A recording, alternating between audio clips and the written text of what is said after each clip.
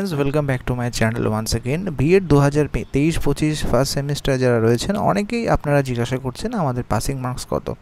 এটি একটি ফার্স্ট সেমিস্টারের রেজাল্ট, আপনারা দেখতে পাচ্ছেন।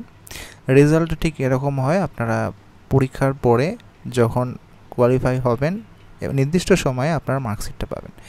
দেখে নিই যে আপনাদের পাসিং মার্কসটা কত। একটি কোর্স নিয়ে আমরা দেখে নিই। তার আগে নিচের দিকে যদি আমরা নিয়মটা দেখি, সেখানে দেখব স্পষ্টত লেফট সাইডে লেখা আছে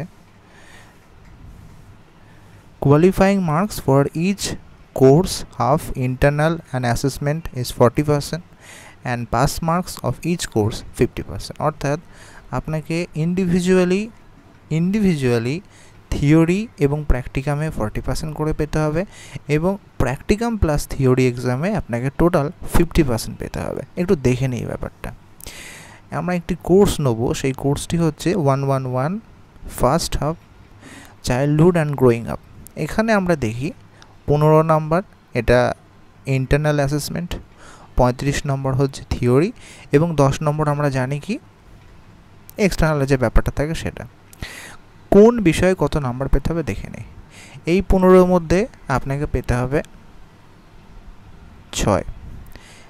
থিওরি এক্সাম 35-এর মধ্যে পেতে হবে আপনাকে 14 এবং এই 10 যেটা রয়েছে আলাদা যে প্র্যাকটিকাম, সেই প্র্যাকটিকাম আপনাকে পেতে হবে 4 এবং এই তিনটে মিলে আপনাকে 50% পেতে হবে। প্রত্যেকটা কোর্সে কিন্তু এইভাবে চলবে। 15-এর মধ্যে 6, 35-এর মধ্যে 14 এবং 10-এর মধ্যে 4। আশা করি বোঝা যাচ্ছে। প্রত্যেকটা কোর্সেই কিন্তু আপনাকে 50% পেতে হবে। যদি 50% না পান তাহলে কিন্তু আপনি কোয়ালিফাই হতে পারবেন না। এখানে কিন্তু লেখা আছে প্রত্যেকটা কোর্সে 50% এবং প্রত্যেকটা কোর্সে কিন্তু প্র্যাকটিকাম এবং তার সঙ্গে থিওরি আছে, দুটো মিলিয়ে কিন্তু 50% আর ইন্ডিভিজুয়ালি প্রত্যেকটাই 40%। এই যে এখানে আপনারা স্পষ্টতই দেখতে পাচ্ছেন।